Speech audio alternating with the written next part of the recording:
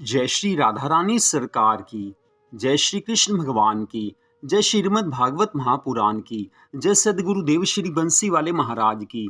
श्रीमद् भागवत महापुराण के 10वें स्कंद के अध्याय 70 और 71 की कथा आज हम आपको सुनाने जा रहे हैं। इन अध्यायों के नाम हैं मगध तथा हस्तिनापुर से बुलावा आने का वृतांत तथा श्री कृष्ण जी का पांडवों की सहायता के लिए जाना। 10वें अध्याय के अध्याय 70 की कथा का वर्णन करते हुए श्री सुखदेव जी महाराज कहने लगे हैं कि हे राजा परीक्षित, भगवान श्री कृष्ण जी संसारी प्राणियों को मार्ग दिखाने के लिए जिस समय जो कार्य करते थे, अब उसे सुनो।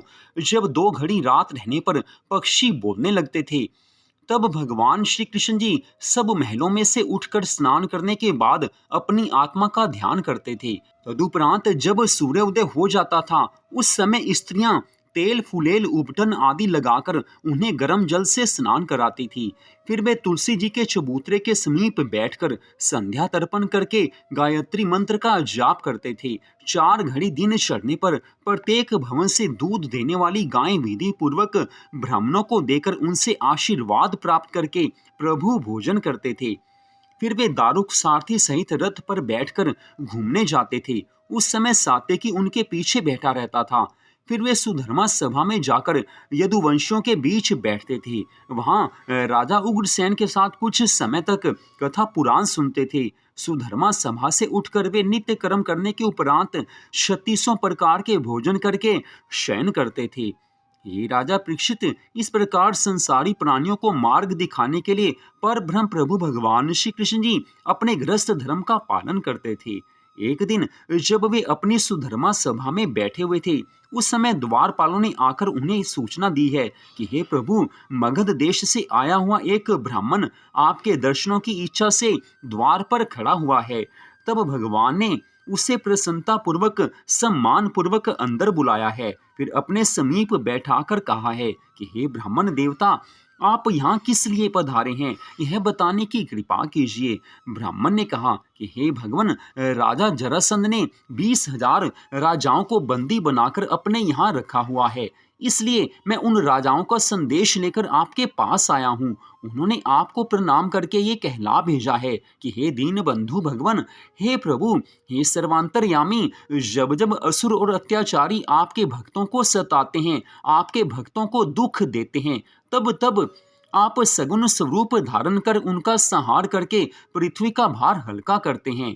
अस्तु, जिस प्रकार आपने हिरण्यकशिपु का वध करके अपने भक्त प्रहलाद की रक्षा की थी, उसी प्रकार अब आप हमें भी अपने चरणों का दास जानकर राजा जरासंध के इस फंदे से निकालकर बचा लीजिए।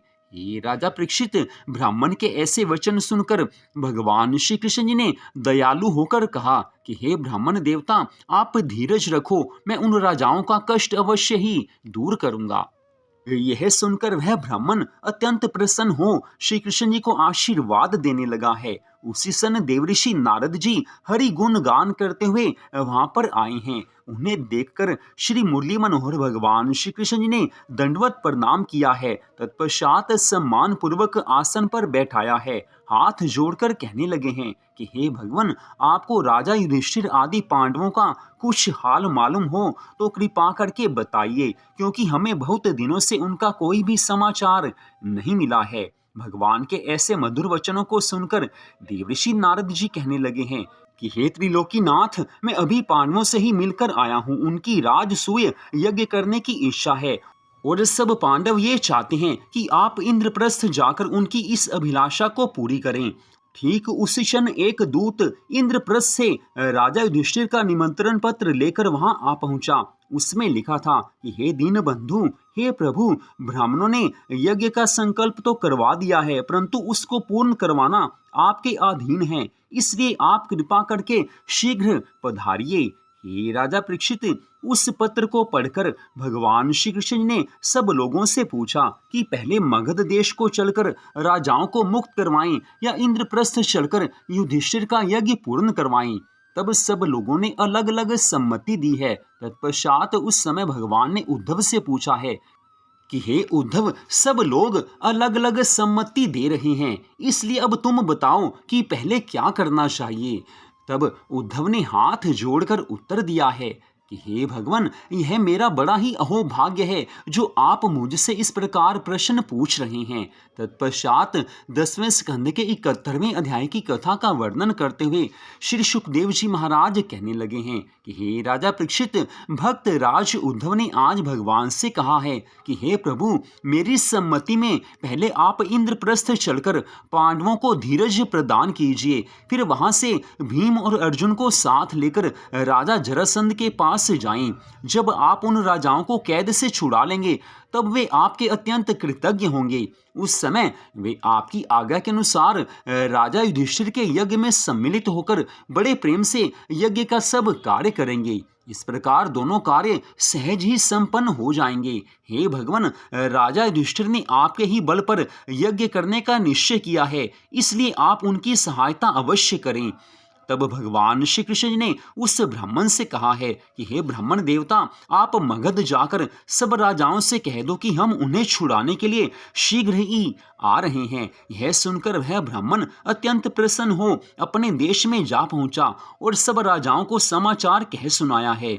उस समय वे सब राजा एकत्र होकर भगवान श्री कृष्ण जी का ध्यान करने लगे हैं, भगवान के नाम का जाप करने लगे हैं, प्रभु नाम का कीर्तन करने लगे हैं। इसके पश्चात भगवान श्री कृष्ण जी ने राजा उग्रसेन के पास जाकर पांडवों के यहाँ जाने की आज्ञा ली है और आप यदुवंशी शूरवीरों की सेना को साथ लेकर इंद्रप्रस्थ को चल दिए हैं। उनकी 8 पट रानियां सुंदर जड़ाऊ रथों में बैठी आगे आगे चल रही थी। मार्ग में वे जहां कहीं ठहरते थे उस देश का राजा भेंट लेकर उनकी सेवा में आ उपस्थित होता था। सारी प्रजा भी भगवान श्री कृष्ण जी के दर्शन प्राप्त करके अपने जीवन को धन्य बनाती थी।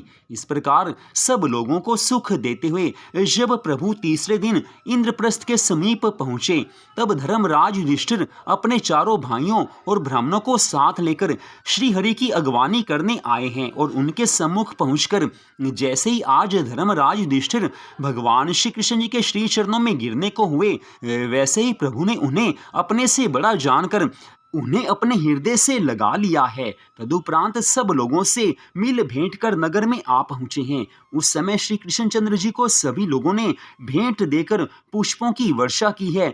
स्त्रियों ने मंगल गीत गाए हैं।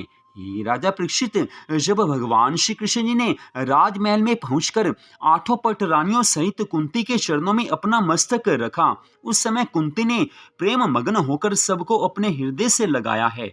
तत्पश्चात प्रभु ने द्रौपदी और सुभद्रा आदि से भेंट की है। भगवान की कृपा से आज सब पांडव प्रसन्न हैं कि भगवान यहाँ पर पधारे हैं।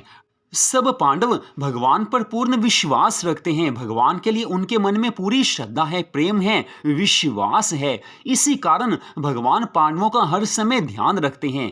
उस समय जो प्रभु पांडवों का ध्यान रखते थे, आज भी वो प्रभु, आज भी वो भगवान श्री कृष्ण जी सबका ध्यान रखते हैं, अपने भक्तों पर कृपा करते हैं। अगर हमारा मन भगवान की भक्ति में लगा हुआ है, हम भगवान की भक्ति कर रहे हैं, हर क्षण हम भगवान को याद करते हैं, हम भगवान से प्रेम करते हैं, तो आज भी भगवान हमारी रक्षा करते हैं, सहायता करते हैं, भगवान हमें प्रेम करते हैं। प्रेम हो पांडवों जैसा तो भगवान आज भी रक्षा करते हैं।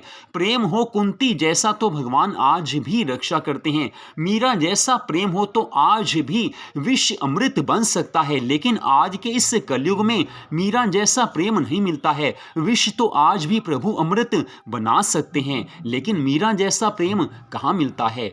लेकिन जिसके मन में आज भी भगवान के लिए प्रेम है, जो आज भी भक्ति के सब नियमों का पालन करता है, ऐसे भक्त पर भगवान की पूरी कृपा होती है। पांडवों ने यज्ञ करने का निश्चय किया है, लेकिन मन में एक ही भाव है कि इस यज्ञ को हम भगवान की कृपा के बिना संपूर्ण नहीं कर पाएंगे। इसी कारण धर्मराज ने जब संदेश भेजा था, तब ब्राह्मण देवता से स्पष्ट कहा था कि प्रभु से कह दीजिएगा कि हमने यज्ञ तो करना है, लेकिन वो यज्ञ आप करवा सकते हैं।